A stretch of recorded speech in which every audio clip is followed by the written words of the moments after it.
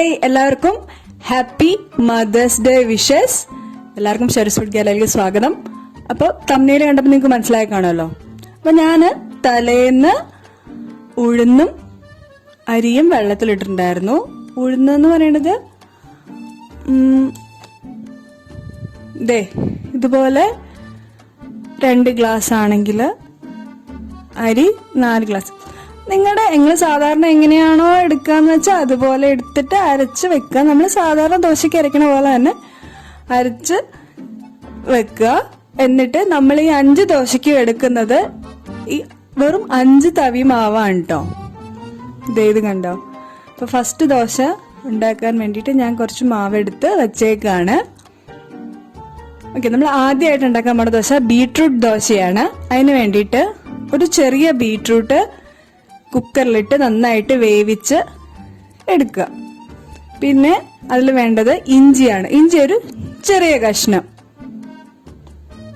നമ്മൾ ഈ ബീട്രൂട്ടും ഇഞ്ചിയും കൂടെ മിക്സിയിലിട്ട് നന്നായിട്ട് അരച്ചെടുക്കും കേട്ടോ.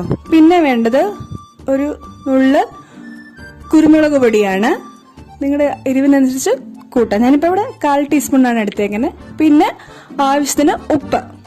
നമ്മൾ ദോശമാവിൽ ഉപ്പ് ചേർത്ത് അരച്ചിട്ടുണ്ടെങ്കിലും കുറച്ചുകൂടെ ചേർക്കണം, കാരണം നമ്മൾ ബീട്രൂട്ട് ഇതിനകത്ത് ഇടുവല്ലേ.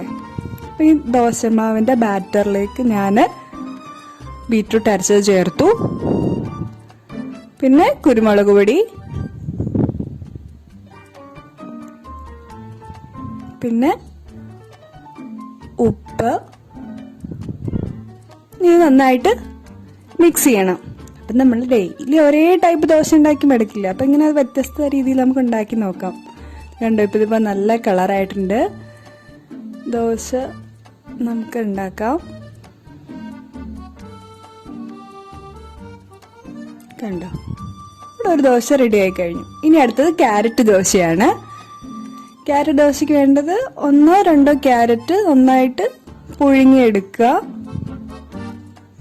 പിന്നെ കുരുമുളക് പൊടി 1/4 ടീസ്പൂൺ, ജീരകപ്പൊടി 1/4 ടീസ്പൂൺ,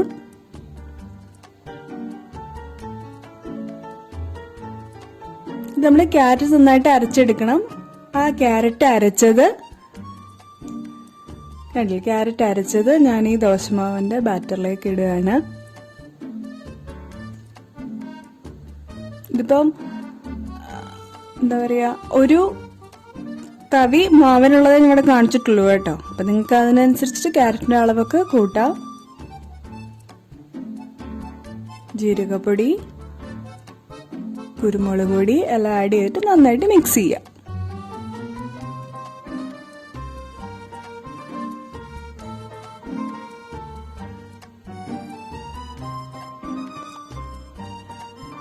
ഓക്കെ,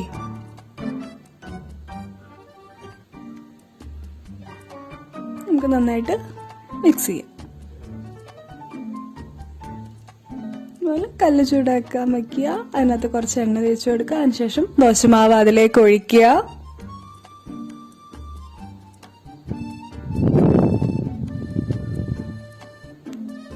അപ്പം പല സൈസ് കളർ കാണുമ്പോൾ കുട്ടികൾക്കും ഇഷ്ടാവും. ഹെൽത്തി ആണ് എന്ന് പ്രത്യേകിച്ച് പറയേണ്ട ആവശ്യമില്ലല്ലോ. പിന്നെ വെജിറ്റബിൾസ് ഒക്കെ നമുക്ക് ഈ രീതിയിൽ കുട്ടികളെ കഴിപ്പിക്കാം. അങ്ങനെ ഒരു ഗുണം കൂടെ ഉണ്ട്. ഓക്കെ, ഇനി അടുത്തത് ഉരുളക്കിഴങ്ങ് ദോശയാണ്. ഉരുളക്കിഴങ്ങ് ദോശയ്ക്ക് ആദ്യം വേണ്ടത് ഒരു ഉരുളക്കിഴങ്ങ് നന്നായിട്ട് പുഴുങ്ങി അരിഞ്ഞ് അരച്ചെടുക്കുക. പിന്നെ അതിനകത്ത് ചേർക്കേണ്ടത് മഞ്ഞൾ, പിന്നെ ഉപ്പും. ഞാനിവിടെ മഞ്ഞൾ ഒരു 1/2 ടീസ്പൂൺ എടുത്തിട്ടുണ്ട്. പിന്നെ ഉപ്പ് ആവശ്യത്തിന്. ഈ ഉരുളക്കിഴങ്ങ് ദോശ ഉണ്ടാക്കുമ്പോൾ പ്രത്യേകം ശ്രദ്ധിക്കുക. നമ്മൾ ഈ ഉരുളക്കിഴങ്ങിന്റെ ബാറ്റർ ഇത് കണ്ടില്ല, അത് കുറച്ച് കട്ടിയായിട്ടായിരിക്കും. അപ്പം നമ്മൾ ഇത് ഇളക്കുമ്പോൾ ഒരു വിസ്ക് ഉപയോഗിച്ചിട്ട് ഇളക്കുകയാണെങ്കിൽ നമുക്ക് കഷ്ണങ്ങളൊന്നും ഇല്ലാണ്ട് കിട്ടും. മഞ്ഞളും ഞാൻ ഇട്ടു. പിന്നെ ആവശ്യത്തിന് വെള്ളം കൂടെ ഒഴിച്ചു കൊടുക്കുക, അല്ലെങ്കിൽ നല്ല കട്ടിയായിട്ടായിരിക്കും. നമുക്ക് കുറച്ച് വെള്ളം പോലെ ഇരുന്നാലേ നന്നായിട്ട് പരത്താൻ പറ്റുള്ളൂ അല്ലേ. പിന്നെ ഈ ദോശയൊക്കെ ഉണ്ടാക്കി അപ്പം തന്നെ സെർവ് ചെയ്യുന്നതായിരിക്കും നല്ലത്. ദോശ അല്ലെങ്കിൽ തന്നെ ചൂടോടെ കഴിക്കണമല്ലേ സ്വാദ്.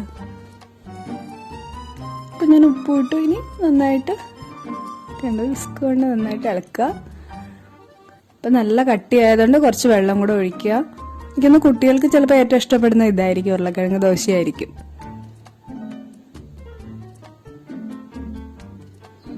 നന്നായിട്ട് പരത്തി കനം കുറച്ച് നമുക്ക് എടുക്കാം. കണ്ടോ?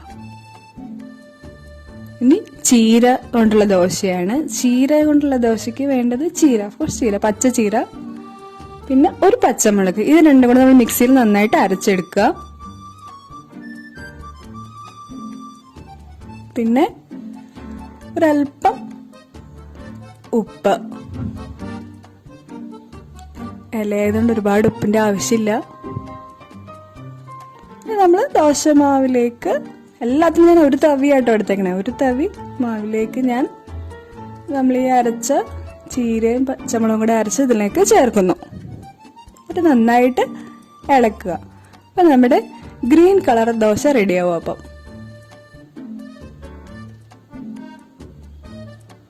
ഇത് ഫുള്ള് ഇട്ട ശേഷം നമുക്ക് ഇളക്കാം.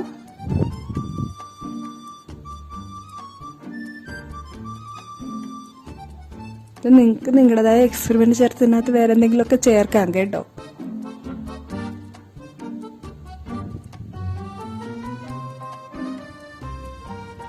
പൈ ദോശയിൽ ഒരുപാട് തരം ദോശ കിട്ടും, നിങ്ങളെല്ലാം കേട്ടിട്ടുണ്ടാവില്ലേ? നമുക്ക് ഇഷ്ടമുള്ള പോലെ ഉണ്ടാക്കാം. ആരും ദോശ ഉണ്ടാക്കണം, നമുക്ക് ഉണ്ടാക്കാം. അപ്പൊ ഞാൻ ജസ്റ്റ് അതിന്റെ കുഞ്ഞു കുഞ്ഞു വീഡിയോസ് കാണിച്ചു തരികയാണ് കേട്ടോ. ഓക്കെ, ഇനി നന്നായിട്ട് പരത്തുക.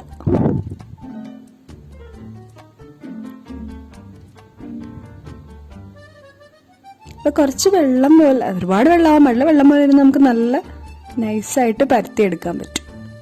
അതുപോലെ കഷ്ണങ്ങൾ ഉണ്ടെങ്കിലും പരത്താൻ ബുദ്ധിമുട്ടായിരിക്കും, അതുകൊണ്ട് നന്നായിട്ട് അരയ്ക്കുകയും വേണം കേട്ടോ. തിരിച്ചിട്ട് മടക്കി നമുക്ക് എടുക്കാം. കുട്ടികളെ കൊണ്ട് ഇല കഴിപ്പിക്കാൻ ഇങ്ങനെ ഒരു വഴിയുണ്ട്.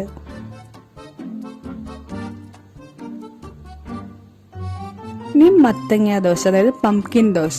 അതിന് വേണ്ടത് പംകിൻ പുഴുങ്ങിയെടുക്കുക.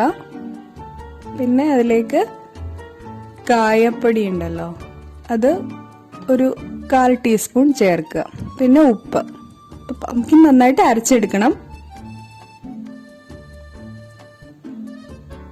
നമുക്ക് ദോശ മാവിലേക്ക് മത്തങ്ങ അരച്ചത് ചേർക്കാം.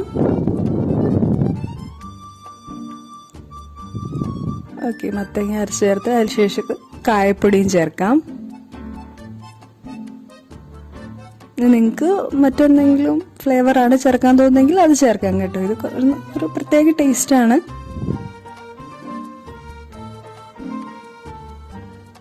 കായപ്പൊടി ഇത് നന്നായിട്ട് മിക്സ് ചെയ്യുക.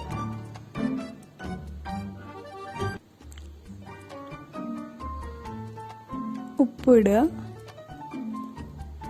ഞാൻ എക്സ്ട്രാ ചേർക്കുന്നതെന്ന് ഞാൻ പറയില്ലേ, നമ്മൾ എന്തെങ്കിലും എക്സ്ട്രാ ചേർക്കുമ്പോൾ, ഇപ്പോൾ എന്തെങ്കിലും വെജിറ്റബിൾസ് ചേർക്കുമ്പോൾ ഉപ്പ് കുറവായിരിക്കും, അതുകൊണ്ടാണ് കുറച്ച് ഉപ്പ് കൂടെ ചേർക്കുന്നത്.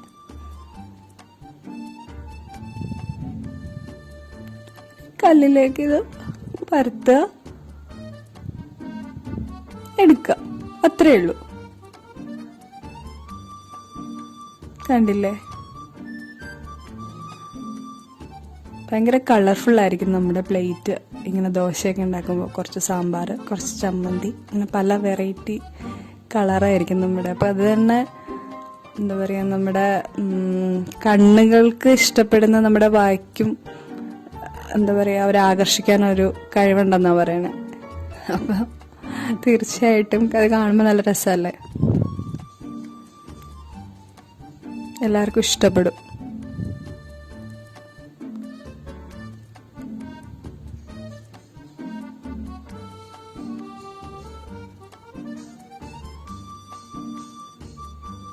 ഞാൻ തിരിച്ചിട്ടു. ഇനി നമുക്കിത് എടുക്കാം. അപ്പം നമ്മുടെ അടിപൊളി വെറൈറ്റി 5 ടൈപ്പ് ദോശ റെഡിയായിരിക്കുകയാണ്. നിങ്ങളെല്ലാവരും ട്രൈ ചെയ്ത് നോക്കുക, നിങ്ങൾക്ക് എല്ലാവർക്കും പറ്റും, എളുപ്പമാണ്. അപ്പം നമുക്ക് വീണ്ടും കാണാം. അതുവരേക്കും ഗുഡ് ബൈ.